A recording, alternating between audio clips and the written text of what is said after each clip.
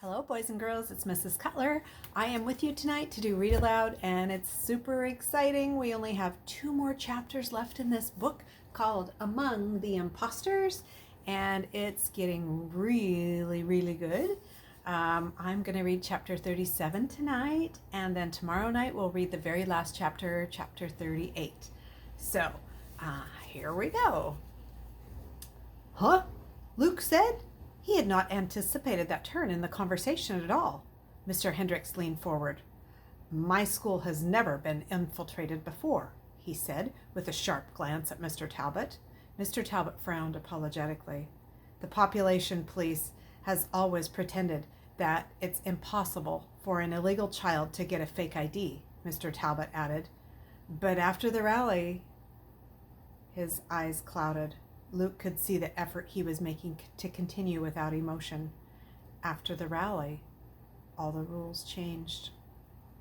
"So you see, we never expected betrayal," Mr. Hendricks said. "In the beginning, yes, we tiptoed and we looked over our shoulders, and fortunately we kept habits of strong security. But we were not prepared for the population police to plant imposters in our midst, to gather names, to encourage indiscretion." Luke frowned. "But Jason," he said, "there'd been raids before. He said..." Mr. Talbot had a sarcastic smile on his face. Mr. Hendricks raised an eyebrow. "My dear boy," Mr. Hendricks said, "he lied." Luke grimaced. He didn't like them acting like he couldn't figure that out on his own. But he learned a lot from Jason. What was true and what was false? He remembered one of Jason's other explanations. You can't be too nice to an ex-nay. Ex-nays need the kind of friend that can toughen them up, like I did for you.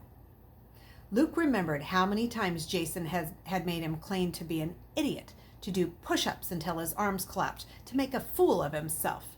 Jason hadn't been trying to toughen him up. He'd been trying to break him down. But it hadn't worked.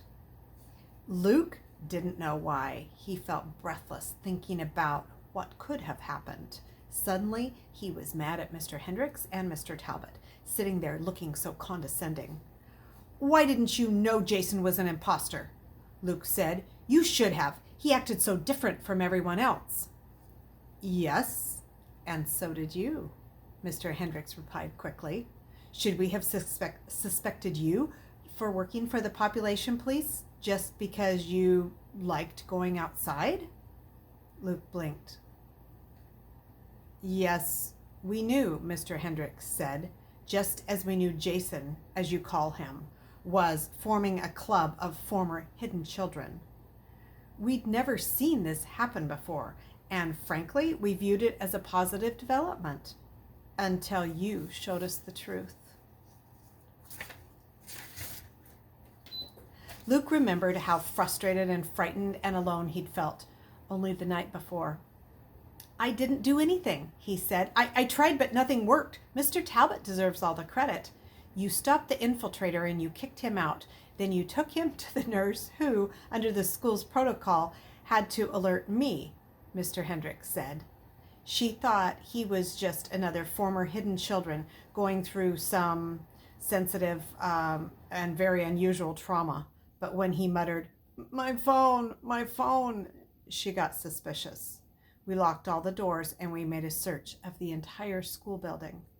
So that's what Jason had muttered to the nurse, Luke thought. He was kind of glad now that he hadn't heard. He had felt panicked enough as it was. "Once we confiscated the phone," Mr. Hendricks continued, "we found out that the last number he had called was the population police. Meanwhile, your call made George here suspicious. Without spilling everything for the bugs on my phone, thank you very much," Mr. Talbot said. "Because of your warning, I had time to double-cross the population police's efforts. So we arrested 2 traitors instead of 6 former hidden children. A good trade in my mind." Luke felt dizzy. No matter how many explanations Mr. Talbot and Mr. Hendricks gave him, other questions sprang up in his mind like weeds. Both men were watching him. "Nina," Luke said finally. "Nina was was the other traitor. Yes, Mr. Talbot said. Luke thought about how just for a second he'd mistaken Nina for Jen that first night out in the woods. He'd wanted to like Nina so badly. He'd liked the way she'd laughed. But she'd been a traitor too. What will happen to them? Luke asked. Jason and Nina, I mean. Mr. Talbot looked away. Sometimes it's better not to know, he murmured. That meant they were going to be killed, Luke thought. Killed or tortured to death, which was even worse. He shivered. Oh, was it his fault? Was there some way he could have saved the other X-Nays without destroying Jason and Nina? No, they were the ones who had chosen betrayal. This is a cruel business, Mr. Talbot said. Don't dwell on it. In the corner of the room, an old-fashioned clock ticked quietly. Luke gathered his thoughts for his next question. But why did the population police believe you instead of Jason? If he'd wanted to, that officer could have arrested us all, Luke said. He remembered how careful Mr. Talbot had to be ever since the rally, for fear of that someone might connect him with Jen. I thought you were out of favor of the population police headquarters right now. No offense, of course, he added quickly. Mr. Talbot shrugged, as though being out of favor was as insignificant as a mosquito bite. I had the evidence on my side, he said. They like evidence, and I have to say, it was a stroke of brilliance to computer enhance that Christmas photo to substitute your face over Jen's. He kept his voice even, saying Jen's name, but Luke noticed that Mr. Hendrick bowed his head reverently, as though giving in to a moment of silent mourning. Had Mr. Hendricks ever met Jen? Luke didn't know, but he found himself lowering his head as well. Jen would have liked that, Luke said, using her picture to fool the population police. He swallowed what might have been a giggle. Jen would have been very amused. And what better way to remember those we love than by doing what they like? Mr. Hendricks asked. Mr. Talbot nodded silently. Mr. Hendricks took over the explanation. And young man, you do not realize the power of the name you have been given. Lee Grant, your father, the father listed on your school records, is a very important man in our society, he said. But he's not my father, Luke said, more forcefully than he intended. I've never even met the man, and I'm not Lee Grant. Mr. Hendricks and Mr. Talbot exchanged glances. Luke wondered if they were deciding he wasn't so ready after all. But you know how to pretend to be Lee Grant, Mr. Hendricks said. That's what matters. Luke shook his head impatiently. He'd suddenly had it with all of the double talk. None of this was real, not the planting potatoes was or growing beans. It was easier to be a farmer, to know by looking whether your crops were good or not. Still another question teased in the back of his mind. Why did they do it? He asked. Jason and Nina, why would they betray their friends, their fellow X-Nays? They were never your friends, Mr. Hendricks said harshly. They came to Hendricks and Harlow's schools with one purpose, and one purpose only, to seek out and betray all the former hidden children they could.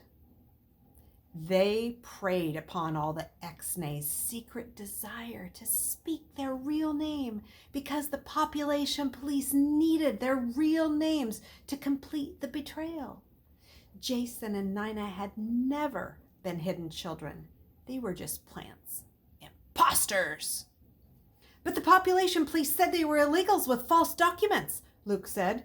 The population police can lie too, Mr. Hendricks said grimly. It suits the government's purpose to say they are arresting third children rather than traitors. Luke tried to absorb this. Nina, who spoke so passionately about third children's cause, Jason, who talked about protecting X-Nays at Hendricks. They had never been in hiding themselves? They only wanted to harm the ones who trusted them the most? This was a level of evil that Luke could have imagined before, never have imagined before back on the farm. And now Mr. Hendricks and Mr. Talbot wanted him to go to another new place, someplace even more challenging than Hendricks? With all due respect to my friend here, Mr. Talbot nodded towards Mr. Hendricks. We don't really know how Jason and Nina came to work for the population police or why they came to these schools. We're mostly guessing.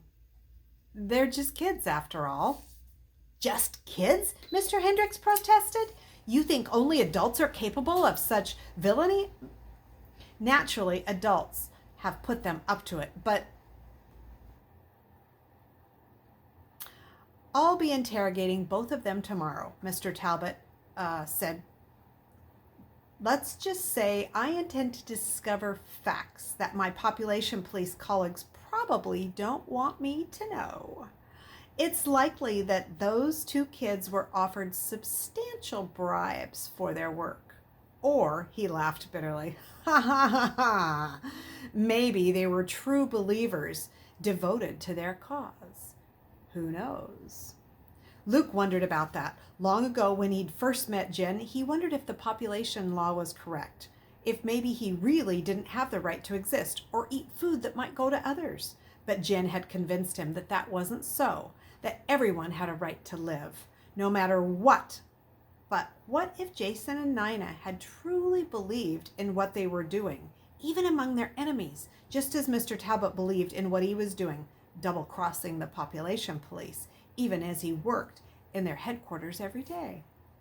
Luke rubbed his temples. This wore his brain out even more than the history test had. He wished everyone could just be as they were and not have to pretend.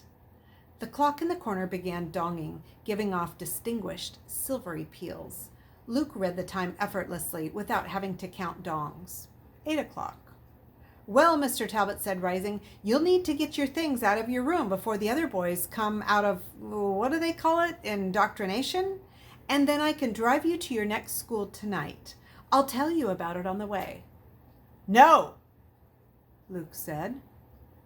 Mr. Talbot and Mr. Hendricks looked at him in bafflement. Then Mr. Hendricks chuckled. Oh, so you boys have come up with another name for it besides indoctrination? Luke understood the old man's confusion. He could go with that, made up some silly name for indoctrination, pretend that that was all he'd been objecting to. But it wasn't. No, Luke said firmly. I mean, I don't want to leave Hendricks. Now, Mr. Talbot and Mr. Hendricks absolutely gaped at him, thoroughly aghast. Luke could tell what they were thinking. We gave him a new identity. We gave him a place to hide. We saved his skin today. And now he tells us no? How dare he? Luke gulped. He wasn't sure how he dared either. Only 2 months earlier, when he'd left home, he'd been a scared little kid, afraid even to speak. He'd had a borrowed name and borrowed clothes, nothing but memories to call his own. But those memories were worth something, and so was he. He wasn't some pawn to be moved around like a chessboard according to other people's plans. Luke thought about what he'd accomplished at Hendricks. Not just what he'd done to help outsmart Jason, but what he'd done making his garden, trying to make friends, and studying for his tests. Jen, you'd be proud, he thought. He tried to figure out how to explain to Mr. Hendricks and Mr. Talbot. I'm glad you want to help, Luke started softly, and I'm honored that you think I'm ready to leave. But I don't think I'm done here. When I came out of hiding, I told my parents that I wanted to help other third children. Only I don't know how. But now I do. I want to help them here. Mr. Talbot and Mr. Hendricks exchanged glances. Then Mr. Talbot sat down. Tell us more, he said. Chapter 38. Woo! Chapter 38 is the last chapter in our book. We're almost finished with this amazing book. The cool thing is there are about 5 or 6 more of these books in the series, in the Haddock series. So this summer you'll be able to check these out from your library or get them online, and you can finish reading the series. It's pretty amazing. So I'm excited. Tomorrow night we'll read our last chapter and we'll finish the book. See you tomorrow night.